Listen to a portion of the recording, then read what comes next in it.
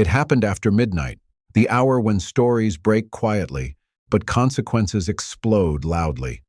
A legal filing slips into the system. No press conference, no flashing lights. Just a document, stamped, uploaded, and forgotten by most of the country for a few short hours. Until one line catches someone's eye, one sentence, barely a dozen words.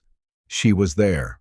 By sunrise, that line is everywhere. Cable news banners roll non-stop, red and urgent, the kind reserved for national crises.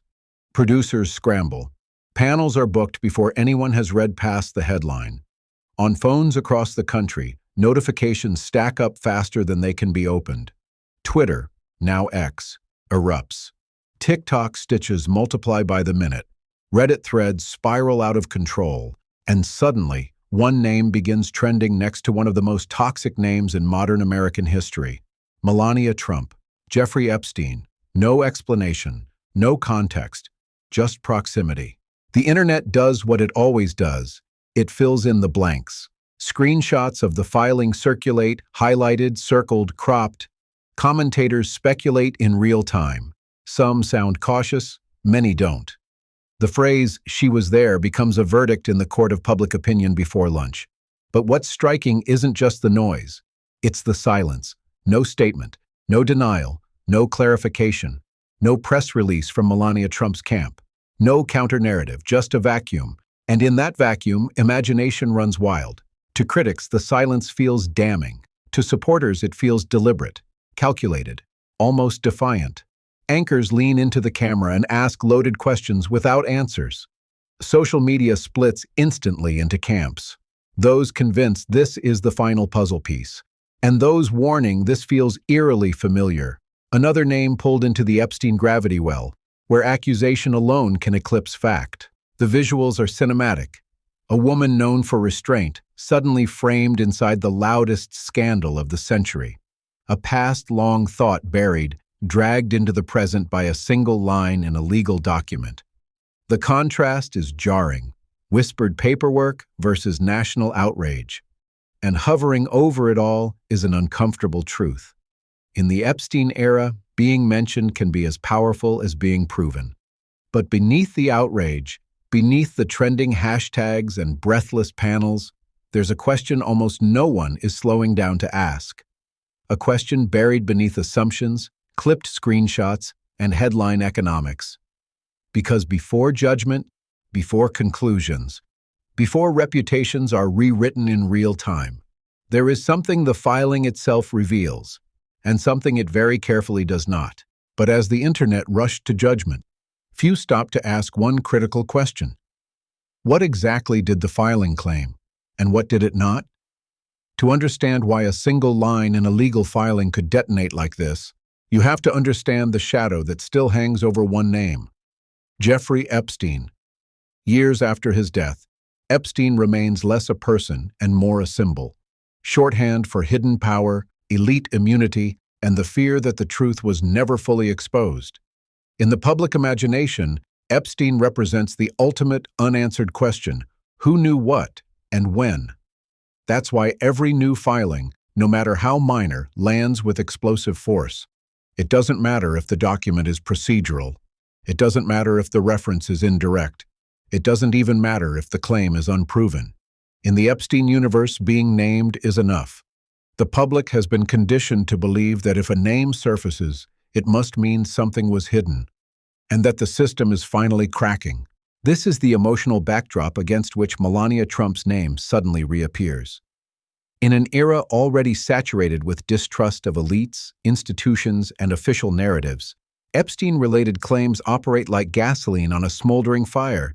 They tap into a deep, bipartisan suspicion that powerful people live by different rules, shielded from accountability while ordinary citizens pay the price. So when a high-profile figure is mentioned, especially someone tied to politics, wealth, and power, the reaction is immediate and visceral. The mechanics are almost predictable. A filing is uploaded. A line is extracted.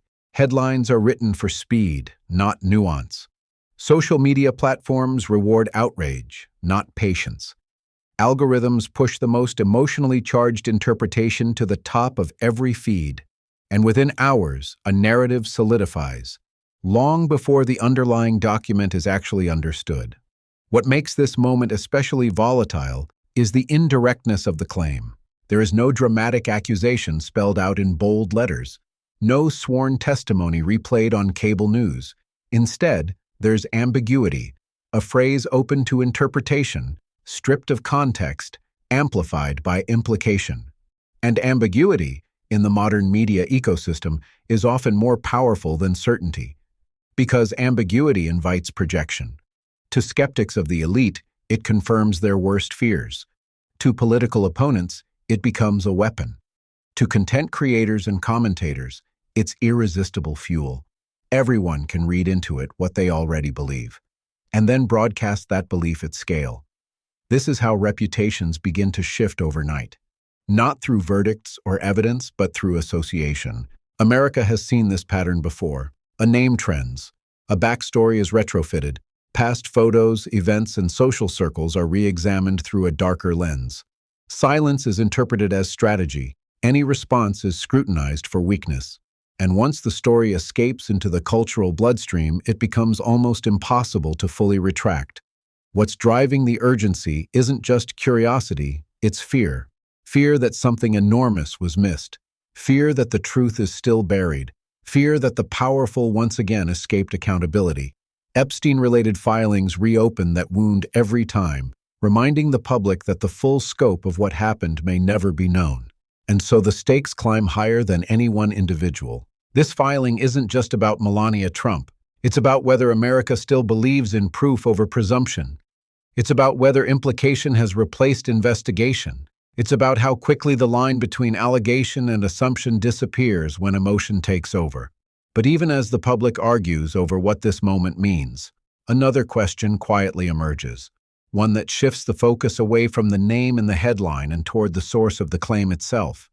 Because just when the country thought it understood the accusation, the spotlight began to move. And just when the public thought they understood the accusation, the spotlight turned toward the man who brought the claim forward. Here's where the story takes a darker, more uncomfortable turn, not because of what is said, but because of how it's said. Legal filings are supposed to clarify. They're meant to define claims precisely, distinguish allegation from fact, and anchor arguments in verifiable language. But in this case, the power of the filing doesn't come from detail. It comes from suggestion. A phrase, a reference, a name placed near another name. No timeline is clearly established. No specific act is alleged. No direct accusation is spelled out in bold, undeniable terms. Instead, the language hovers in a gray zone, technically cautious, but emotionally charged. Enough to withstand legal scrutiny, enough to ignite public outrage. This is where ambiguity becomes a weapon. The filing doesn't have to prove anything in the court of public opinion. It only has to imply. And implication, when amplified by modern media, can be devastating. Because once a name enters the Epstein narrative, the burden of proof quietly shifts. It's no longer, is this true? It becomes, why were they mentioned at all? That subtle shift changes everything. Headlines strip the language down to its most provocative elements. Footnotes are ignored. Legal caveats vanish. What remains is a simplified story built for virality. Name plus Epstein plus claim. The nuance, the difference between presence, association, allegation, and guilt, collapses into a single emotional reaction. And no one embodies this better than the system surrounding the filing itself. This isn't about a lone accuser or a single journalist. It's about an ecosystem where attention is currency and ambiguity pays dividends. Media outlets compete for clicks. Influencers compete for engagement. Algorithms reward certainty, even when certainty doesn't exist. In this system, reputations are effectively tried in public. A legal document becomes content. Speculation becomes analysis. Repetition becomes perceived truth. And by the time anyone slows down enough to ask what the filing actually substantiates, the damage has already been done. This is the real antagonist of the story. Not a person, but a process. A process where accusation outruns evidence, where headlines overpower footnotes, where the emotional weight of a name matters more than the factual weight of a claim. And once that process begins, it's almost impossible to stop, because defending against implication is uniquely difficult. Deny too quickly, and critics accuse you of panic. Stay silent, and silence is treated as confirmation. Ask for proof, and you're told the proof is the very fact you're being questioned. It's a trap designed not to resolve truth, but to sustain controversy. And that's why this filing landed with such force. Not because it proved something new, but because it activated a system that thrives on uncertainty and suspicion, especially when power, politics, and scandal intersect. But to fully grasp why this implication resonated so deeply, why it felt instantly believable to so many, the story has to rewind further back, before court filings, before elections, before First Lady titles and White House spotlights. Because long before politics and power entered the picture, there was a different version of this story entirely. But to understand why this accusation hit so hard, we need to rewind. Long before politics, power, or the White House. Long before court filings and cable news chyrons, before politics hardened every story into a battle line, Melania's life followed a far quieter trajectory, one defined not by power, but by distance. Distance from America. Distance from influence. Distance from the assumptions that would later be projected onto her. She was born far from Washington, far from Manhattan boardrooms, far from the social circles that would eventually scrutinize her every move. An immigrant from Slovenia, she arrived in the United States with ambition, but without insulation. No political machine, no media shield, no institutional protection. What she had instead was discipline, restraint, and an understanding that visibility always comes with a cost. Her modeling career placed her in elite social environments early: fashion events, industry gatherings, wealthy circles where powerful names were commonplace and proximity did not equal access. For many in that world, attendance was currency, not intimacy. Presence was professional, not personal.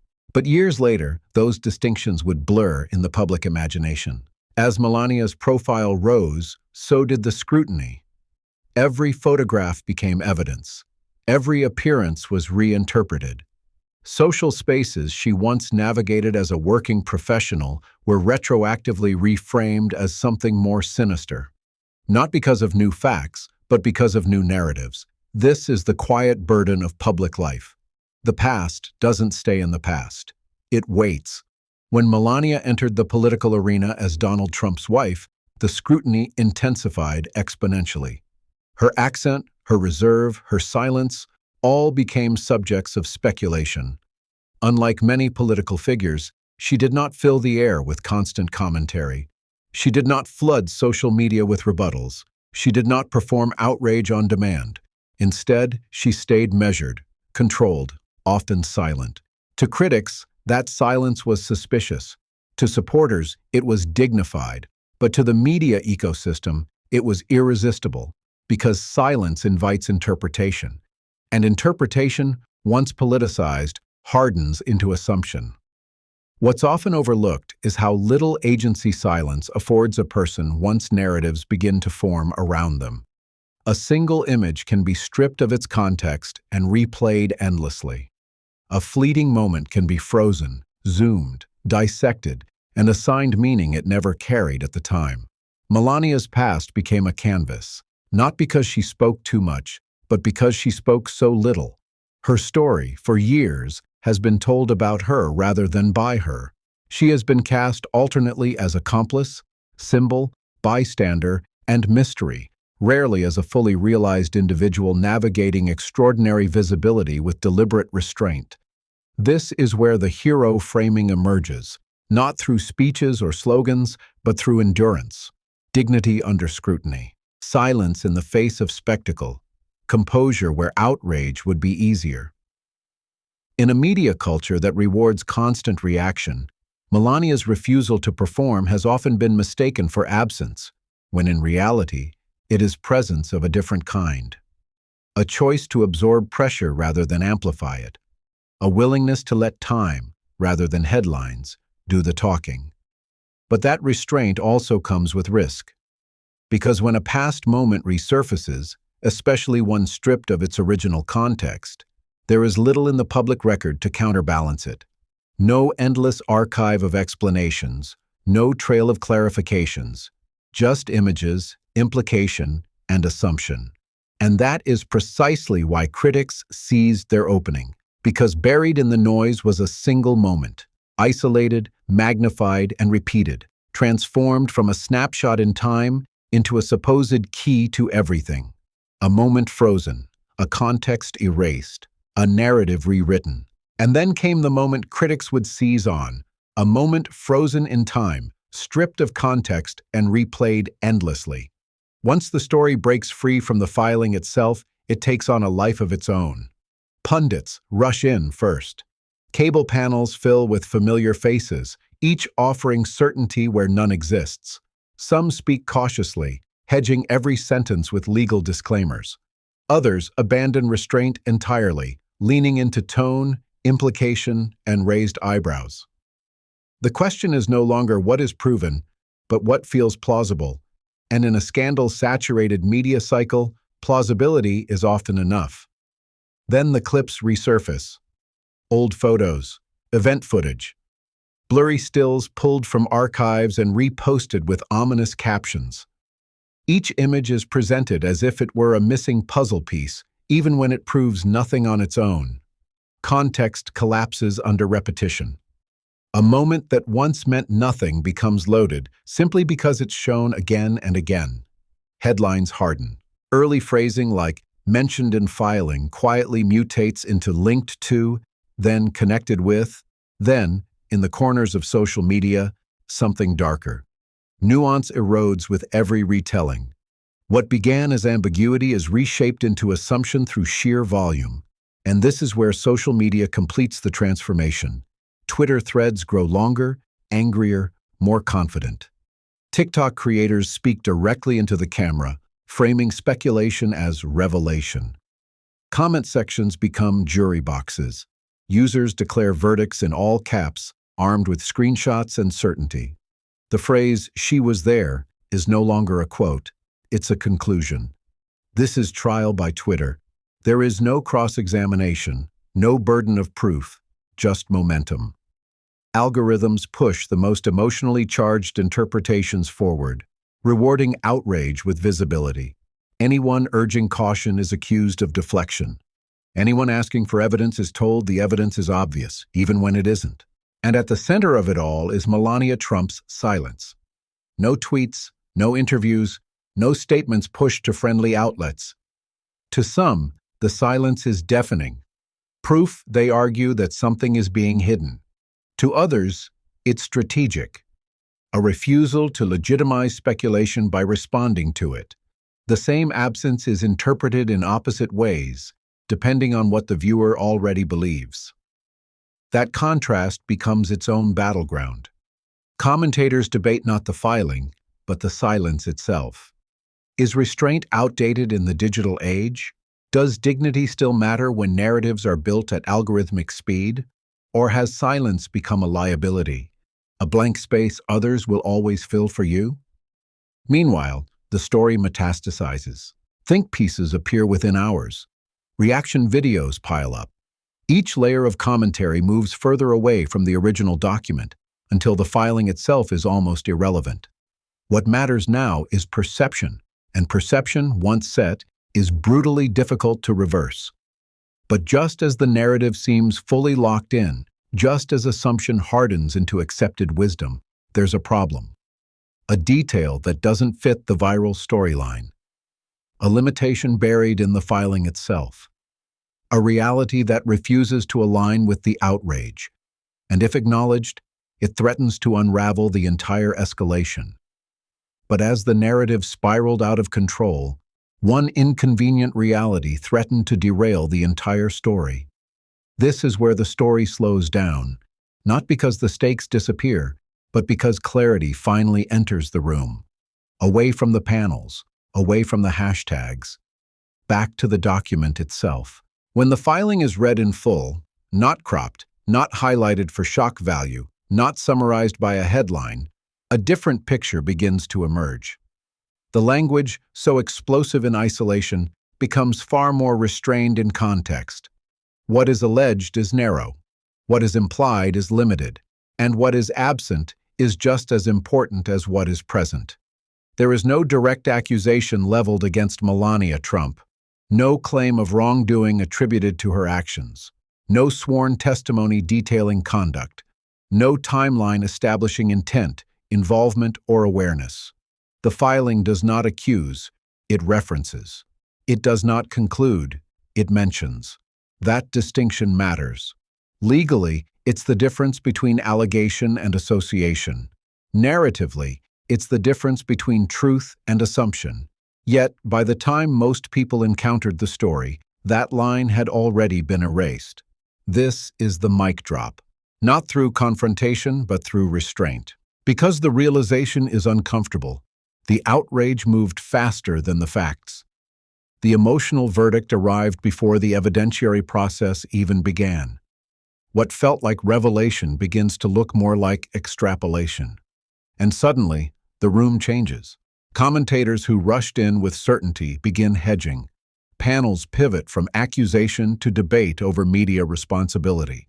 Some quietly adjust their language. Others double down, insisting that implication is still enough, that presence alone demands suspicion. But the audience feels the shift. There's a pause, a recalibration, a moment of collective reassessment. Viewers who assumed the filing contained damning details discover that those details aren't there. The narrative, once airtight, develops cracks, not enough to erase controversy, but enough to complicate it. This is where the story becomes less about one name and more about a pattern. How often has this happened before? How many times has proximity been mistaken for proof? How many reputations have been reshaped by implication alone? The filing, stripped of its viral framing, becomes something else entirely, a mirror. It reflects not guilt or innocence, but the speed at which judgment now operates. How quickly suggestion hardens into belief. How rarely pause is rewarded. Share this video if you believe dignity still matters. Reflect. Question. Stand for truth, even when the world is shouting for certainty.